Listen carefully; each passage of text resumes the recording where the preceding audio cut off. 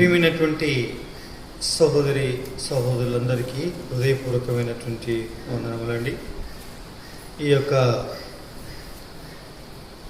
Corona virus యొక్క ప్రభావాన్ని బట్టి స్వీయ గృహ నిర్బంధంలో ఉండి ఈ ప్రకారంగా కూడుకొనుటకు అనుమతిని పొంది మనం ఈ దినం ప్రభువును స్తుతించి ఆరాధించడానికి ఆయన యొక్క పాదముల చెంతకు ఆయన సన్నిధిలోనికి రాగలిగే కృప ప్రభు మనకు అనుగ్రహించాడు. అందుకుగాను ప్రభుకు మనం ఎంతో రుణస్థులం. పిల్లరా, ఇప్పుడు మనం 27వ అధ్యాయం కీర్తన గ్రంథంలో మనం 13వ వచనాన్ని 14వ వచనాన్ని గమనిస్తే, సజీవుల దేశమున నేను యెహోవా దయ పొందుదు, నన్ను నమ్మకం నాకు లేని యెడల నేనేమవుదును. యెహోవా కొరకు కనిపెట్టుకొని ఉండుము, ధైర్యం తెచ్చుకొని నీ హృదయం నిబ్బరముగా ఉంచుకును. యెహోవా కొరకు కనిపెట్టుకొని ఉండుము చాలు. దేవుని యొక్క వాక్యంలో మనం గమనించినట్లయితే, నా ప్రియమైనటువంటి వాళ్ళారా, ఏం రాయబడింది? కీర్తన గ్రంథము 27వ అధ్యాయంలో ఈ 11వ వచనాన్ని చూస్తే, సజీవుల దేశమున నేను యెహోవా దయ పొందుదునను, నమ్మకం నాకు లేని యెడల నేనేమవుదును. గమనించండి, సజీవుల దేశమున నేను యెహోవా దయ పొందుదునను, నమ్మకం లేకపోతే నేనేమవుతాను అంటే తన క్వశ్చన్ మార్క్ ప్రశ్నించుకుంటున్నాడు. అంటే దీని అర్థాల్లో రెంటిని మనం చూసి ఆరాధనలోకి వెళ్తాం. మొదటిది, ప్రియమైనటువంటి వాళ్ళరా, ఈ యొక్క భూలోకంలో మనం దినదినం, క్షణక్షణం, గంట గంట, గడియ గడియ, పూట పూట పిల్లరా మనము క్షణాలను లెక్క పెట్టుకునేటువంటి దినాలుగా పరిణమించడం చూడగలం. వ్యక్తిగతంగా, కుటుంబముగా, సంఘముగా, అన్ని విధాలుగా కూడా మనిషి యొక్క ఎవరి జీవితాన్ని వారే ఒకసారి పరీక్షించుకుంటే క్షణం గడవడం చాలా గండంగాను, భయంగాను, బహు భీతితో కూడిందిగాను ఉండుట, ఆ విధంగా మన యొక్క కాలం గడుచుటను మనం చూడగలం. అంటే వాస్తవంగా చెప్పాలంటే, సజీవులుగా ఉన్నటువంటి వారితో కూడి మరలా ఆయన సన్నిధానములో మనం మరల మారి మారి రాగలిగే వారంగా ఉన్నాము అంటే నిజంగా అదొక అద్భుతమైనటువంటి దేవుడిచ్చేటువంటి కృపగా మనం భావించవచ్చు. ఎందుకంటే అడుగడుగున ప్రమాదములే, క్షణక్షణం కూడా ప్రమాదములే. కూర్చున్న మనుషుడు లేచే వరకు, లేచిన మనుషుడు కూర్చునే వరకు, అవతలికి వెళ్ళిన మనుషుడు లోపలికి వచ్చే వరకు నమ్మకం లేనటువంటి దుర్దినాల్లో, అపాయకరమైనటువంటి దినాల్లో మనం ఉంటున్నాం. అయితే ఇలాంటి సందర్భంలో సజీవుల యొక్క లెక్కలో దేవుడు ఒకవేళ లెక్క కట్టని ఎడల నేనేమవుదును అని ఒక అర్థం ఇస్తుంది. ఇది భౌతికమైన, అందరికి అర్థమయ్యే శారీర సంబంధమైన అర్థమైంది. అది మనం గత దినాల్లో చూస్తూ వచ్చాం, ఇప్పటికీ ఇంకా చూస్తూనే ఉన్నాం. పిల్లరా, కరోనా అనేటువంటి ఈ కోవిడ్-19 వైరస్ విజృంభించి ఇంకా భయంకరంగా మనుషుల్ని భయభ్రాంతులకు గురి చేస్తున్నటువంటి ఈ కరోనా యొక్క కోరల్లో ఇరుక్కుపోయి ఎంతోమంది విలువలాడిపోతున్నటువంటి ఈ సందర్భంలో పిల్లల భూమి మీద ఇక్కడుంది అక్కడ లేదని కాకుండా వాస్తవంగా ప్రపంచమంతట్లో కబలించగలిగినటువంటి తెగుళ్ళను చూస్తే మనకందరికీ అనిపిస్తుంది, సజీవుల యొక్క దేశమునందు నేను ఉండునన్న నమ్మకం నిజంగా నాకు లేకుండానే ఉండింది, కానీ దేవుడిది ప్రసాదించాడు అని మనకు అనిపిస్తుంది. ఇప్పటికీ కూడా అలాగే ఉంది పరిస్థితి. పిల్లలు, ఇది మనకు ఇది మనకు తెలిసి వచ్చిన విషయం. ఇక మనకు తెలియక వచ్చిన విషయాలు ఎన్నో ఉన్నాయి. నిన్నటి దినమే ఒకరిని దర్శించినప్పుడు వారు చెబుతూ ఉన్నారు, వెలుపలికి వెళ్ళి లోపలికి వచ్చేసరికి ఎటో అవుతుంది అని అలా వాలిపోయి ఇక పిలిస్తే పలకకుండా అయిపోవడం. దాంతో డాక్టర్ చూసి ఇంకేం చూస్తారమ్మా, పోయింది గాడుపు అని చెప్పాడట. అంటే అర్థం ఏంటి? అసలు మనుషుడు ఇట్లా చనిపోతాడు అని ఏమాత్రం కూడా కనీసం సూచనలు కూడా కనిపించడం లేదు. ఆ విధంగా మానవుడు అనగా చెట్టు యొక్క ఆకులు రాలిపోయినట్లు, పిల్లరా పిట్టెలు రాలిపోయినట్లుగా మనుషులు రాలిపోయేటువంటి దినాల్లో మనం జీవిస్తున్నాం. అయినా సరే మనల్ని, మన ఆయుష్కాలాన్ని దేవుడు పొడిగించి ఈ రీతిగా మరి సజీవుల యొక్క లెక్కల్లో లెక్క కట్టి ఆయన సజీవుడిని దేవుని స్తుతించే ఒక గొప్ప భాగ్యాన్ని మనకు ప్రసాదించాడంటే నిజంగా మనం ధన్యులం, భాగ్యవంతులం పిల్లరా. అందుకే మనం ప్రభును ఏం చేయాల్సినటువంటి వారమే, స్తుతించవలసినటువంటి వారమైనా. కాబట్టి నా ప్రియమైనటువంటి వాళ్ళరా, దేవుని యొక్క వాక్య ప్రకారంగా దేవుని ప్రజలైనటువంటి వారిగా సజీవుల యొక్క లెక్కలో లెక్క కట్టబడి మనం ఈ రీతిగా వాస్తవంగా మనము ఉండగలుగుతున్నామంటే నిజంగా మనం రుణస్థలం, మనము పూజింపవలసిన వారం పిల్లరా దేవుడిని. అందుకే యెషయా గ్రంథంలో 38వ అధ్యాయంలో ఈ రీతిగా మన పితరుడైనటువంటి హిజ్కియా ఈ మాటలు సెలవిచ్చాడు. ఏంటండి ఆ మాటలు? ఆ మాటల యొక్క భావం ఏంటి? నేరుగా మనకు అర్థమయ్యేటువంటి భావాన్ని మనం చూసినట్లయితే ఇక్కడ రాయబడింది 38వ అధ్యాయం యెషయా గ్రంథం. గమనించండి, 17వ వచనం నుంచి ఒక చదివి సహాయం చేయండి. మిక్కితమైన ఆయాసము నాకు నెమ్మది కలుటకు కారణమైన నీ ప్రేమ చేత నా ప్రాణమును నాశనమును గోతు నుండి విడిపించితివి. నీ వీపు వెనుక తట్టు నా పాపములన్నీ నువ్వు పారవేసితివి. పాతాళము నీకు స్తుతి కలగదు, పాతాళమున నీకు స్తుతి కలగదు. మృతి నీకు కృతజ్ఞతాస్తుతులు చెల్లింపదు. సమాధిలోని దిగువారు నీ సత్యమును ఆశ్రయించరు. సజీవులే కదా నేను స్తుతించుదురు. గమనించండి, ఇది చాలా మనకి గమనించండి. ఏమని రాయబడింది అంటే అక్షరానుసారమైన భౌతికమైనటువంటి మరణాన్ని గురించి, భౌతికమైనటువంటి శరీరంలో కలిగినటువంటి వ్యాధిని బట్టి, భౌతికమైనటువంటి అట్టి స్థితిలో నుంచి తప్పించిన దానిని బట్టి ఇక్కడ హిజ్కియా దేవుణ్ణి జ్ఞాపకం చేస్తూ ఉన్నాడు, జ్ఞాపకం చేసుకుంటున్నాడు, ఆయన స్తుతిస్తూ ఉన్నాడు, ఆయన ఆరాధిస్తున్నాడు. ఏమంటున్నాడు? సజీవులే కదా నిన్ను స్తుతించుదురు. మనం ఒకసారి యోచిస్తే, మరొకసారి గమనిస్తే, మన పర్సనల్గా వ్యక్తిగతంగా సంభవించినటువంటి అనారోగ్య పరిస్థితులను ఒకసారి తలుచుకుంటే, అనారోగ్య పరిస్థితులు తలుచుకుంటే, సామూహికంగా ఇప్పుడు వచ్చినటువంటి మరి వైరస్ కోవిడ్-19 ప్రకారంగా యోచిస్తే కూడా ఈ ప్రకారంగా మన చుట్టూరా ఎన్నో రకాలైనటువంటి విషాదకరమైనటువంటి పరిస్థితులు, కూరల్లో ఇరుక్కొని విలువెల్లాడిపోతున్నటువంటి వ్యక్తుల్ని చూసి పిల్లరా ప్రాణం ఉసూరుమంటుంది. అమ్మో, ఇది ఎక్కడి నుంచి నన్ను కబలిస్తుందో ఏమో అన్న బాధ కలుగుతూ ఉంటుంది. ఈ విధంగా ఆలోచించినా సరే, ఆ రీతిగా ఆలోచించినా సరే, ఏ రీతిగా ఆలోచించినా సరే, నా ప్రియమైనటువంటి వాళ్ళరా మనం గమనించినట్లయితే నిజమే సజీవుల లెక్కలో నన్ను లెక్క కట్టాడు. ఎందుకు సజీవుల లెక్కలో లెక్క కట్టాడు? సజీవులే కదా నేను స్తుతించేదరు అన్న మాట ప్రకారంగా నేను స్తుతించాలని ఆయన సజీవుల యొక్క లెక్కలో నన్ను లెక్క కట్టాడు. ఎలా లెక్క కట్టాడు? ఏ విధంగా లెక్క కట్టాడు? పాతాళమునకు వెళ్ళకుండా, సమాధిలోనికి వెళ్ళకుండా, పాతాళంలోనికి వెళ్ళకుండా, మరణం యొక్క పాశముల చేత నేను పట్టబడకుండా అక్షరానుసారంగా నన్ను అనుక్షణం కంటి పాపవలే ఆయనను కాపాడి ఈ రీతిగా నన్ను కనికరించాడు అని పిల్లరా భక్తుడైనటువంటి హిజ్కియా చెప్తున్నాడండి. కాబట్టి మనం ధన్యులం, మనం భాగ్యవంతులం. అందుకే ఈ రీతిగానే మనం కాపాడబడుతూ వచ్చాం.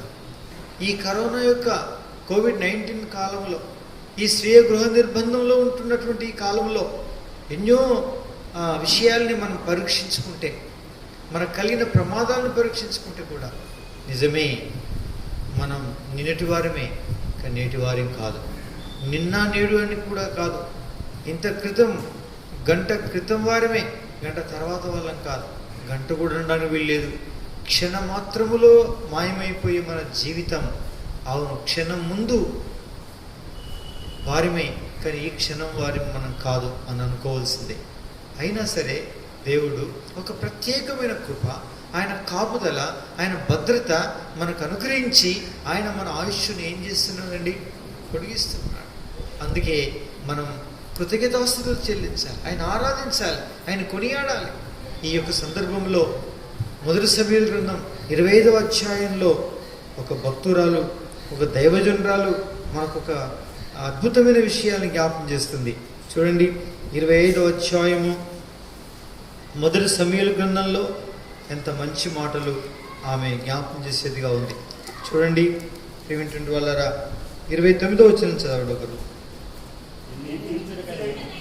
నేను హింసించుటకైనను నీ తీయుటకైనను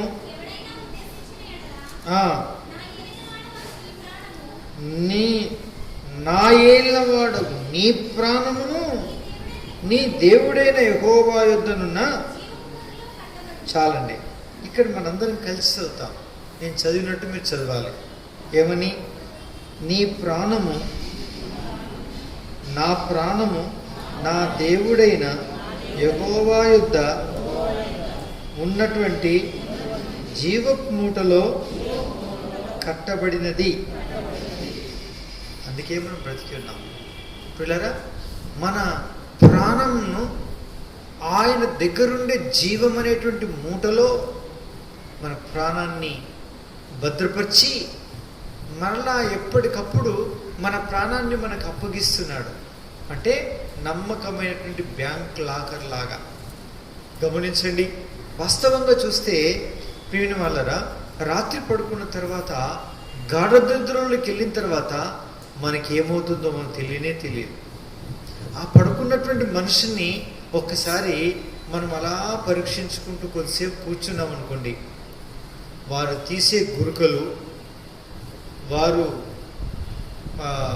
నిద్రపోతున్న విధానాన్ని చూస్తే, కొద్దిమంది నిద్రపోతున్న విధానాన్ని చూస్తే, వారు గురక విధానాన్ని చూస్తే, ఒరే నాయన ఈయన ప్రాణం ఎప్పుడు అయిపోతుంది రా బాబు అన్నట్టు ఉంటుంది. ఎంతో కష్టంగా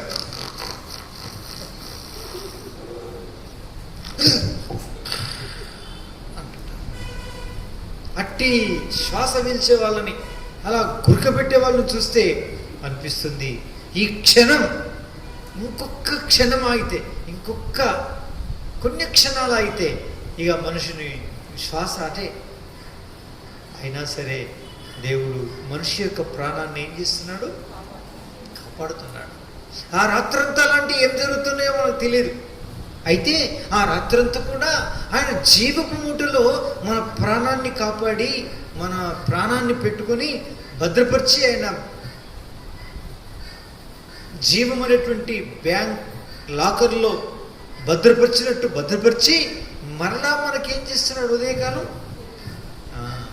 ఎప్పుడు మెలకువ రావాలని అనిపిస్తుందో అప్పుడు మెలకువ వచ్చినప్పుడల్లా మన జీవాన్ని మనకేం చేస్తున్నాడు? మళ్ళీ మన ప్రాణాన్ని అప్పగిస్తున్నాడు.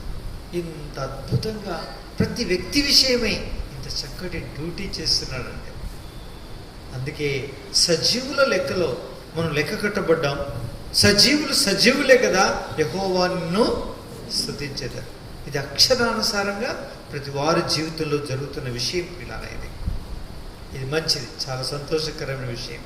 ఇక రెండో అర్థాన్ని చూసి ఆరాధనలోకి వెళ్తాం. చూడండి, కీర్తన గ్రంథము 27వ అధ్యాయం 11వ వచనంలోని చదవండి.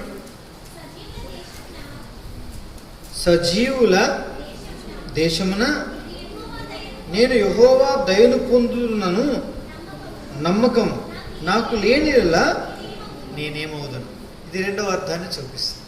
మనకైతే అర్థమవుతుంది, కానీ రక్షణ లేని వారికి ఈ మాట అర్థం కాదు. అయితే మనకు అర్థమవుతుంది. ఏమని అర్థమవుతుంది? ఆ 2 వరుసల యొక్క, అంటే 11వ వచనం యొక్క మొత్తం అర్థం ఒకే పదంలో ఉంటుంది. అదేంటి చెప్పండి? ఒకే పదం ఉంటుంది. ఆ పదం ఏంటో చెప్పండి. మళ్ళొకసారి నేను చదువుతుందండి. సజీవుల దేశమున నేను యెహోవా దయను పొందుదునను, నమ్మకం నాకు లేని యెడల నేనేమవుదును? చెప్పండి. ఒకే ఒక పదం చెప్పాలి. ఏమి లేకపోతే క్రైస్తవ జీవితం వ్యర్థం. నిరీక్షణ. ఏంటి చెప్పండి? నిరీక్షణ. వచనం మొత్తం యొక్క అర్థం ఒకే పదంలో నిరీక్షణ.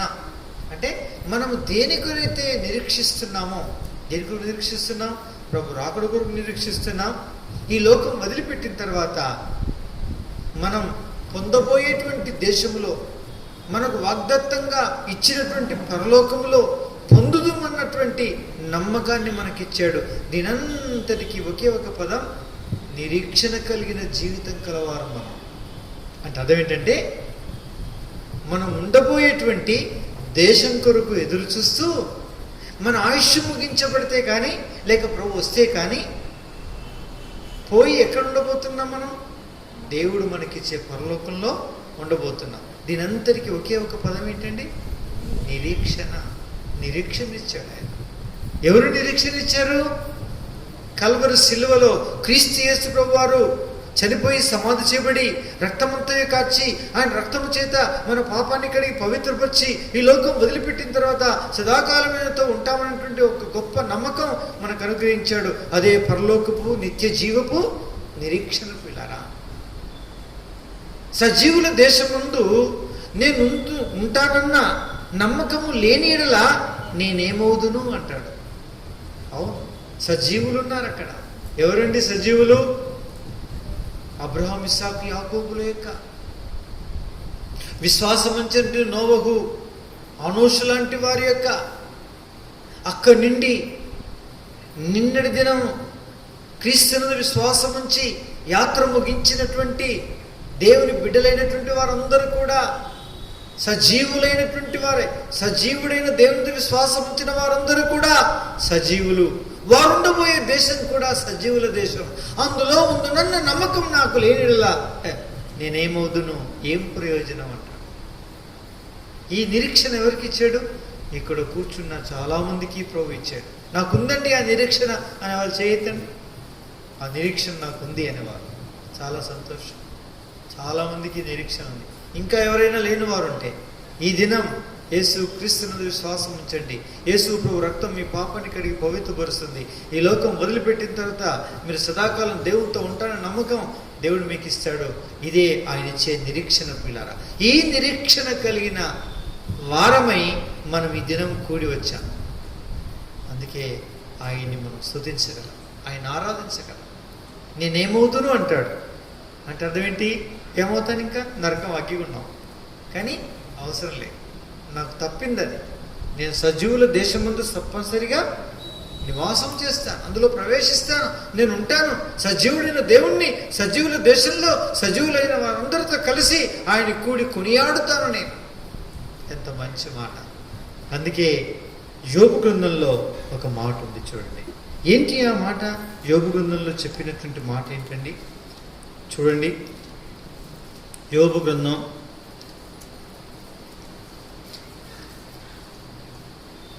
19వ అధ్యాయము 25వ వచనం చదవండి. అయితే సజీవుడనియు చెప్పండి ఏమంట? నా విమోచకుడు సజీవుడు, తర్వాత ఆయన భూమి మీద నిల్చునని నేను ఎరుగుదును.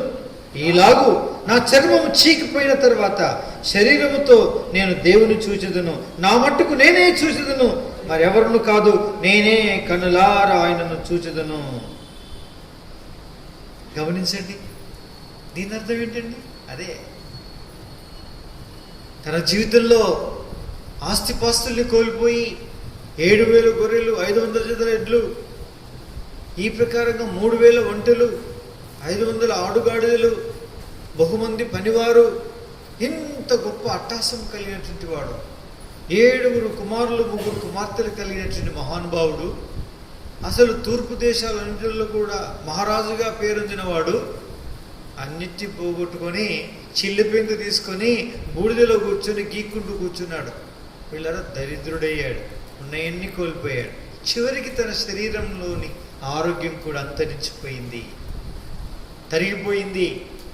ఇప్పుడు భయంకరమైన వేదనతో బూడిదలో కూర్చొని చిల్లపెంకుతో గీక్కుంటూ కూర్చొని అంటున్నాడు. ఏమంటాడు తెలుసా?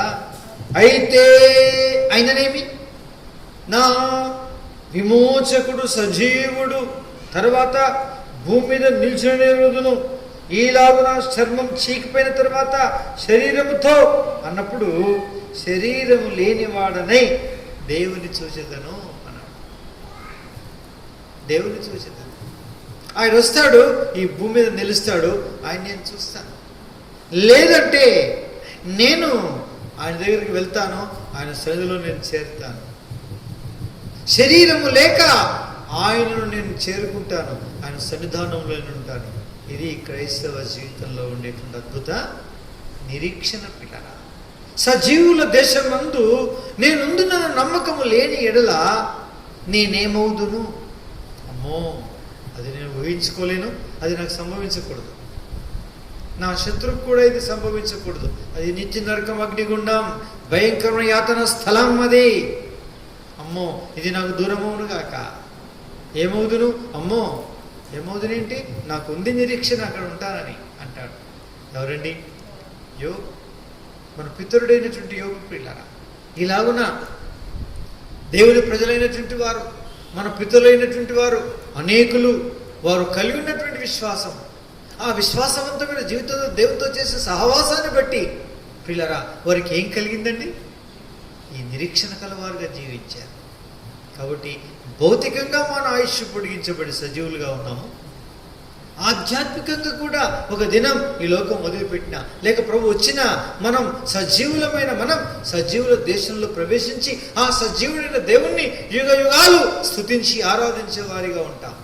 24 పెద్దలు, 4 జీవులు, కోటాను కోట్ల దేవదూతల చేత నిత్యము పరిశుద్ధుడు పరిశుద్ధుడు అని స్తుతించుచున్న ఆ దూతగణమందరితో పాటు మనము కూడా స్తుతించి ఆయన ఆరాధిస్తాం, ఆయన కొనియాడతాం, ఆయన ఘనపరుస్తాం. పిల్లరా, గొర్రెపిల్ల కీర్తనయు మోషే కీర్తనయు పాడుచు ఆయనకు స్తుతిగానములు చేస్తాం. ఇది మనకున్నటువంటి గొప్ప నిరీక్షణ. పిల్లరా, ఇది నీవు కలిగి ఉంటివా? ధన్యుడవు, ధన్యురాలు.